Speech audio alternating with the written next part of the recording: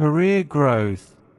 By seeing yourself as capable, you take bolder steps in your career or business.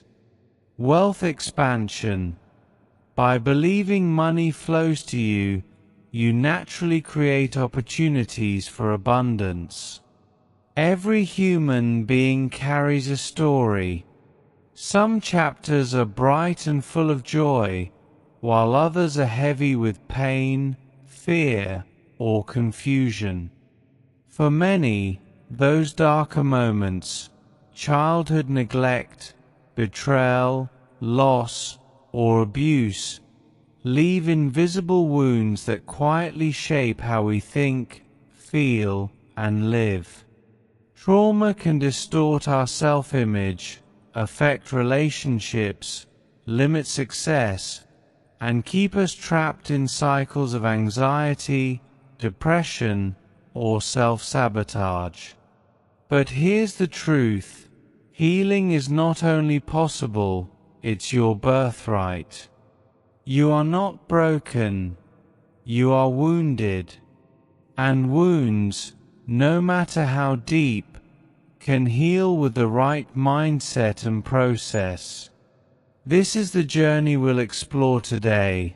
The mindset that supports trauma healing and the process that allows emotional wounds to finally release their grip so you can reclaim peace, confidence, and wholeness. Trauma is not just what happened to you, it's what happened inside you as a result. Two people might experience the same event, yet one heals quickly while the other carries deep scars. Why? Because trauma is deeply personal. It's the body and mind's way of protecting you when something felt too overwhelming to process at the time.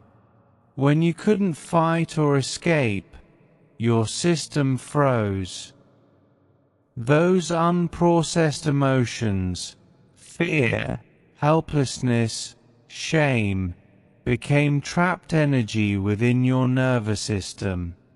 Over time, that energy shows up as chronic anxiety or hypervigilance, emotional numbness or detachment, difficulty trusting others, self-criticism and low self-worth, unexplained body pain or tension, repeating toxic relationships, fear of intimacy or abandonment.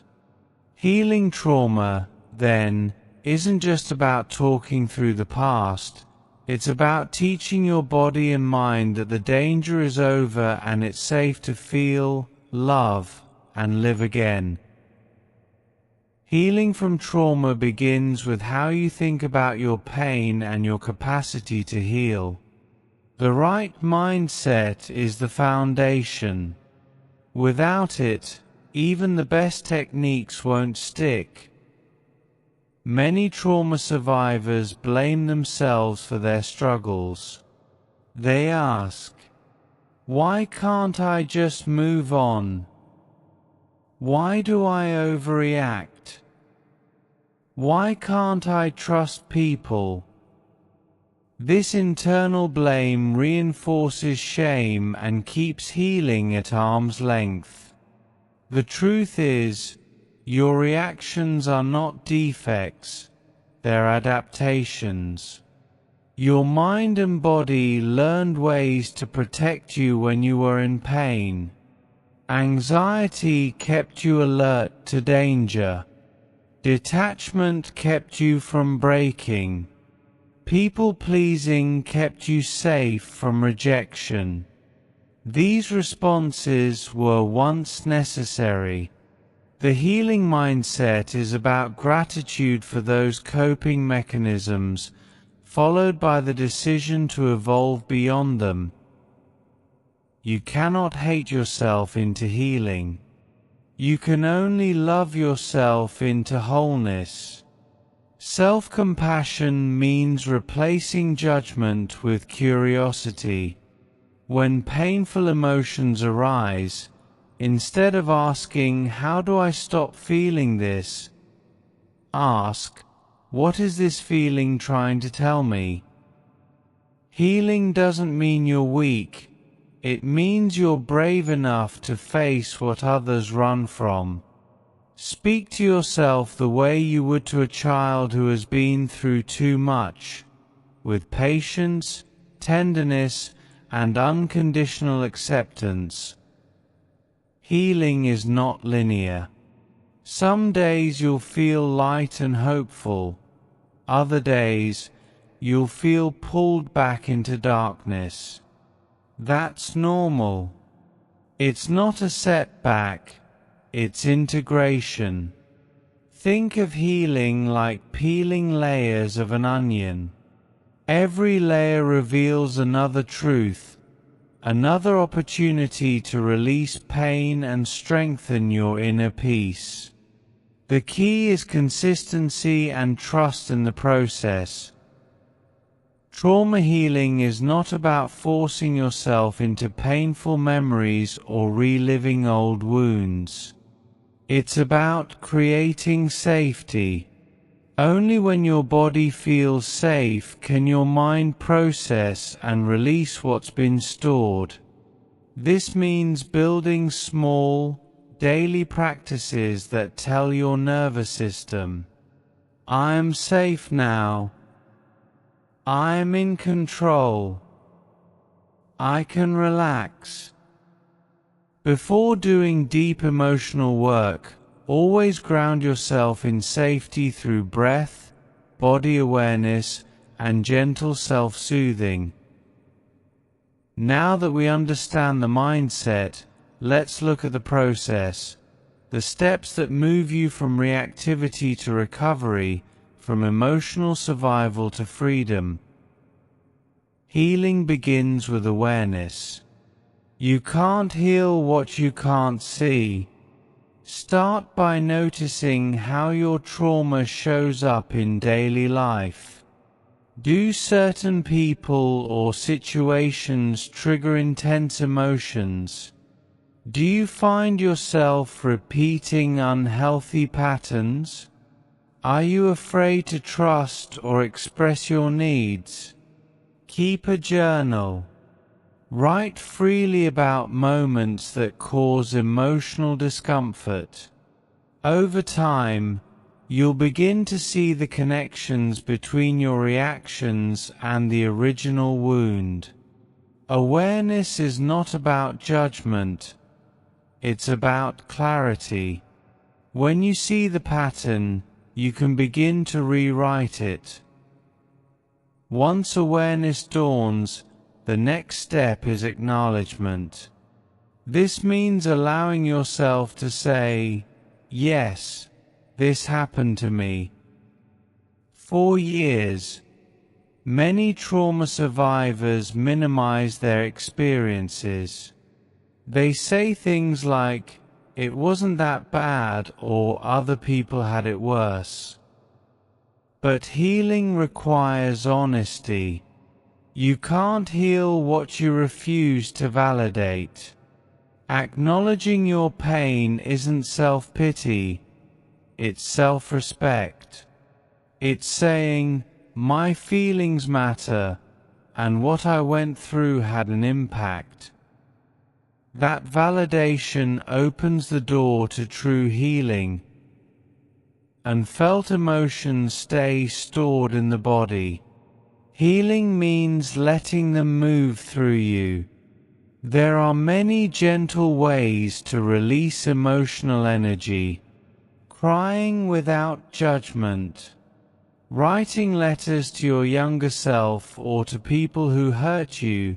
You don't need to send them. Somatic practices like yoga, dancing, or shaking therapy. Breath work or meditation that invites emotions to rise and dissolve. When emotions come, breathe through them. Don't suppress or analyze, just feel. Remember, Emotions are energy in motion. Once they're felt, they can finally leave. Almost all trauma originates from childhood experiences where your emotional needs weren't met. You might have learned that love must be earned, that your feelings don't matter, or that safety doesn't exist. Reparenting means becoming the loving, safe parent your younger self always needed.